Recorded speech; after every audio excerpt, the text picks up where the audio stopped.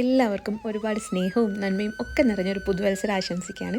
ബൈറ്റ്സിൻ്റെ ഇന്നത്തെ വീഡിയോയിൽ നമ്മൾ ബറേലി സീരീസ് കണ്ടിന്യൂ ചെയ്യാണ്. ഞാൻ ഓൾറെഡി പറഞ്ഞിട്ടുള്ളതുപോലെ ബറേലിയിൽ ഫേമസ് ആയിട്ടുള്ള ശിവഭഗവാന്റെ 7 നാഥ് മന്ദിറുകളിലെ 6ാമത്തേതായിട്ടുള്ള ബാങ്കണ്ടിനാഥ് മന്ദിറിലോട്ടാണ് നമ്മൾ ഇന്ന് പോകുന്നത്. ബറേലിയിൽ ജോഗിനവാഡയുടെ അടുത്തുള്ള സ്ഥലത്താണ് ശിവഭഗവാന് വേണ്ടി സമർപ്പിച്ചിട്ടുള്ള ഈ ഒരു മന്ദിർ സ്ഥിതി ചെയ്യുന്നത്. മന്ദിറിനകത്ത് നമ്മൾ കയറുമ്പോൾ തന്നെ നിറയെ പോലീസുകാരൊക്കെ ഇരിക്കുന്നുണ്ടായിരുന്നു. പിന്നെ അവിടെ കൺസ്ട്രക്ഷൻ വർക്ക്സ് ഒക്കെ നടന്നുകൊണ്ടിരിക്കുന്നുണ്ടായിരുന്നു. അതിൻ്റെ കൂടുതൽ ഡീറ്റെയിൽസ് ഞാൻ പിന്നെ പറയാം.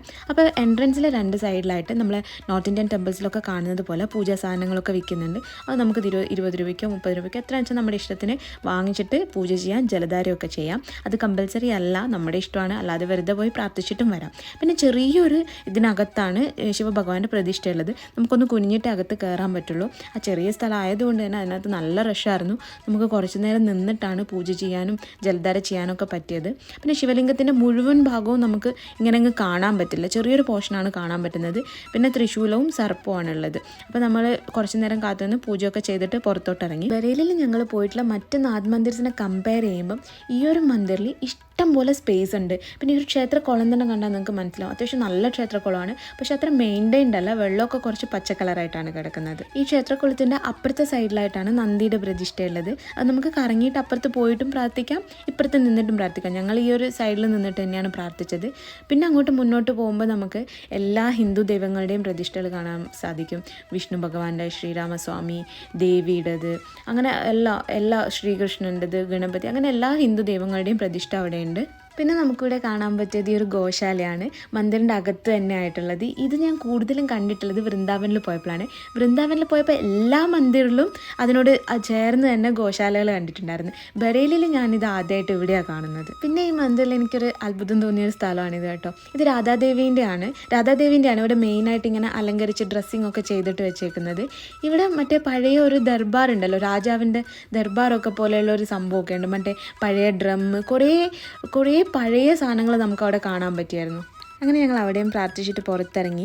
പിന്നെ ഇവിടെ ഇങ്ങനെ പൂജാരിയൊന്നും ഉണ്ടാവില്ല കേട്ടോ. അധികം ഈ നോർത്ത് ഇന്ത്യൻ ടെമ്പിൾസിലൊക്കെ തീർത്ഥം തരാനും പ്രസാദം തരാനും ഒക്കെ അതൊക്കെ അവിടെ വെച്ചിട്ടുണ്ടാവും. ആൾക്കാരത് നല്ല രീതിയിൽ ആവശ്യത്തിന് എടുത്തിട്ട് നല്ല രീതിയിൽ തന്നെ മെയിൻറ്റെയിൻ ചെയ്ത് വെക്കുന്നുണ്ട്. പിന്നെ നമുക്കിവിടെ കാണാൻ പറ്റുന്നത് ഒരു ഹനുമാൻ സ്വാമിയുടെ വലിയ പ്രതിഷ്ഠയുണ്ട്.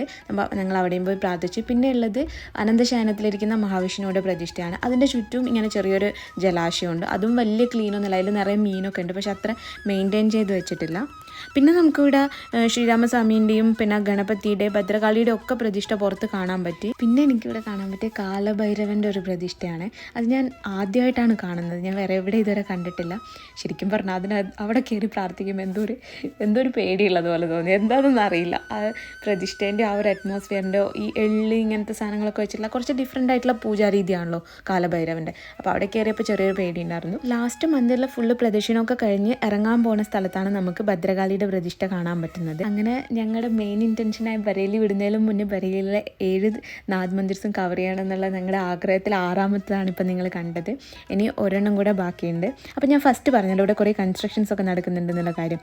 നമ്മുടെ ഈ അയോധ്യയും വാരണാസിയും ഒക്കെ ഒന്ന് റീകൺസ്ട്രക്ട് ചെയ്ത് വന്ന ആ ഒരു സ്കീം ഉണ്ടല്ലോ മോദി ഗവൺമെൻറ്റിൻ്റെ, അതിൻ്റെ അണ്ടറിൽ തന്നെയാണ് ഈ ബറേലിയിലുള്ള 7 നാഥ് മന്ദിർസും അവർ കൺസ്ട്രക്ഷനൊക്കെ പുതുക്കി നല്ല രീതിയിൽ അതിന് ചുറ്റുള്ള റോഡൊക്കെ റീകൺസ്ട്രക്ട് ചെയ്യുമെന്ന് പറഞ്ഞിട്ടുള്ളൊരു ഇത് വന്നത്.